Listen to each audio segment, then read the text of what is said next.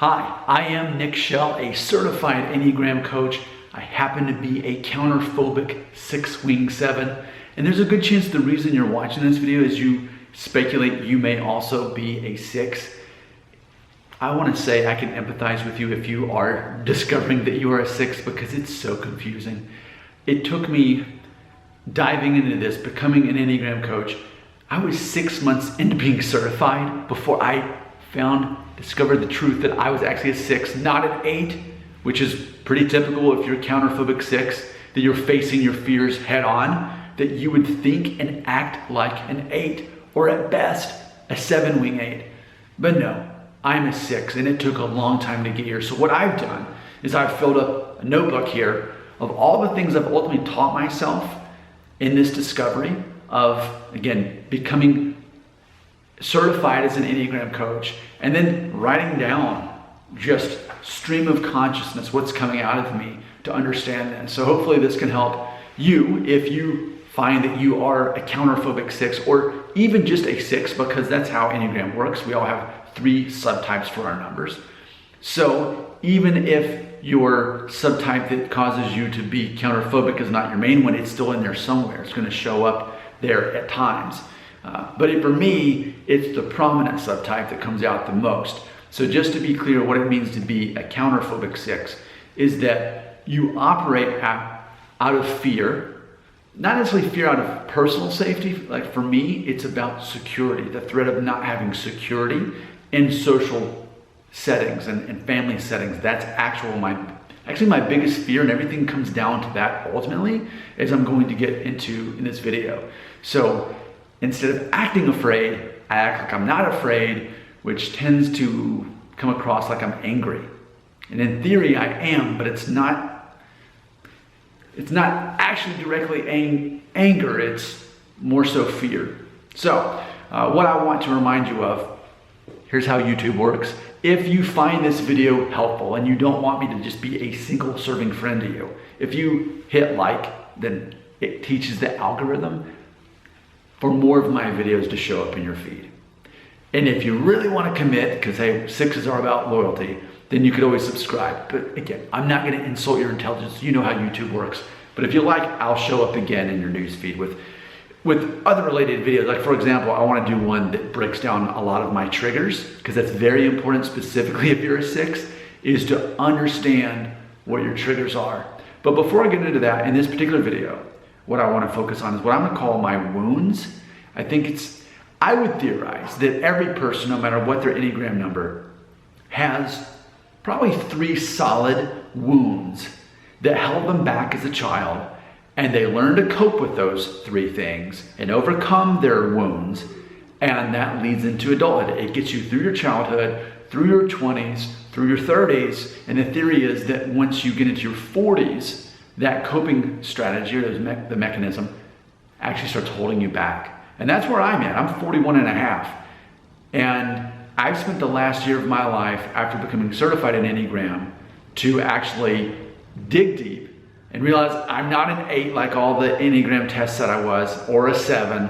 No, I'm a 6 that my last name is Shell. It's almost like I have to break the shell off and understand that I'm actually somebody else underneath all this acting out of fear. So there's a crash course on what it means to be a counterphobic 6. Let's get into my personal 3 wounds. And I'd be very curious if you're a 6, if you have any of these wounds too. I mean, I would imagine there's hundreds of general wounds for a 6 or for anybody, but specifically, I just wonder if you can relate to any of these if you're a 6 too. Here we go. Wound number 1, my entire life, specifically as a young child, I was so afraid that my parents wouldn't be there. I was always afraid of not being around my parents. So I was the kid where, whether I was trying to spend the day at my friend's house for a play date in preschool, and then I'd survive about 30 minutes and then start crying, even though I was my friend and we were having fun, and my parents were right down the road, his mom had to call and get me early. There were a couple different times, even a little bit older, spend the night parties. I'd get all this anxiety and all this fear, and my friend's mom, whichever friend it was, would call my parents, pick me up. I had a lot of anxiety about being separated from my parents specifically when I was a child. So that itself was one of my wounds. I was always afraid. So that has carried into the rest of my life. Another one was as a child, I was very quiet. I was very shy. And I heard my entire childhood, Nick, you're so shy. Do you ever talk? What's the matter? A cat got your tongue? So when you hear that, your entire childhood, that's going to have an effect on you. And then the last one, I was just scared in general of basically anything that could possibly go wrong. I think probably as a child, I was more afraid of safety related issues or being lost. I remember, silly thing, but I was even in fourth, fifth grade, and as a family, we were talking about, what happens if we won the sweepstakes? Where would we go? And I remember my parents said, oh, we should travel, go see the world, go see Europe. I was like, no, I don't want to travel. That's scary. So yeah, those were my wounds. A fear of being separated from my parents, being quiet and shy, and just in general being afraid of things. So what I can tell you about my own life is in third grade, things started to shift into counterphobic, because that's when, after being told I'm constantly shy, I started actually getting into acting and theater. And from the rest of my elementary and junior high and high school, I was always acting. I learned to play guitar, which you'll see those videos here where I write songs. So I got into performing on stage, and then ultimately into classes like business classes where I was up presenting. And of course my degree is in English, so writing papers and doing speeches, that's what became easy and natural for me. But even looking back, I can see that's a counterphobic tactic. I thought, because even in college, I actually never minded reading books and writing term papers and then giving speeches. Everyone else was afraid, but not me. And I actually thought it was kind of fun to do those things.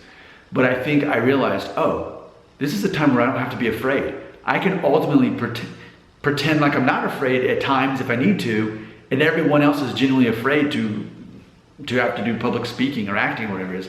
I can do that. But see, that's where it gets really tricky with me as an Enneagram 6. If you're a 6, then you've also still got a 5 wing. Even though my 7 is more dominant, I've still got a 5 wing. So that quiet, shy, insecure kid's still in there, but he learned not to be. So for me in my 40s now, what I have to do is be more accepting of that quiet person inside of me. And even recently, last week, I had to tell my wife, I want you to know that even though part of why you fell in love with me was because of my outgoing personality, and I always have something interesting to say, is kind of a cover for me being this quiet guy that, and that's funny because this is the last day. I'm filming this on actually the last day of 2022. So from 92 to 2022, for 30 solid years, I basically learned to become not afraid and not act afraid and act outgoing even though I wasn't. And I'll probably talk about this more in upcoming videos, but I think when you're a 6, no matter what your subtype or no matter what your dominant wing is, that you can find that you're half introvert and you're half extrovert, and you're constantly switching back and forth, and it makes it difficult to know who you really are, because I feel like an introvert, but anybody in real life, and probably you watching this video, everybody sees me as extroverted, and I say introvert, and then they think I'm joking. Now I can understand that better. So there's my 3 ultimate wounds that everything I do is ultimately a response to that. It's carried me through my youth, and now as an adult I have to kind of recalibrate and accept inside of me is that still quiet 5. It's in there. I just learned to mask him because ultimately I felt like I didn't matter to the world if I was quiet. So when everyone tells you, why don't you ever talk? It translated to me as, you don't matter. You might as well not be here. So I overcame that fear by learning to be conversational, learning to be assertive, learning to start conversations with people, learning random facts and then sharing them, and then I was suddenly interesting to people. So that ultimately all is a result of me facing my fears, which is what us counterphobic 6s do. So there you go. There's the rundown. Those are the 3 fundamentals. Now I'm going to start shooting some videos on my actual triggers, and I'll be curious to know if you can relate to those too. But yeah, please leave a comment. Let me know if you can relate to anything I just said. Thanks for watching.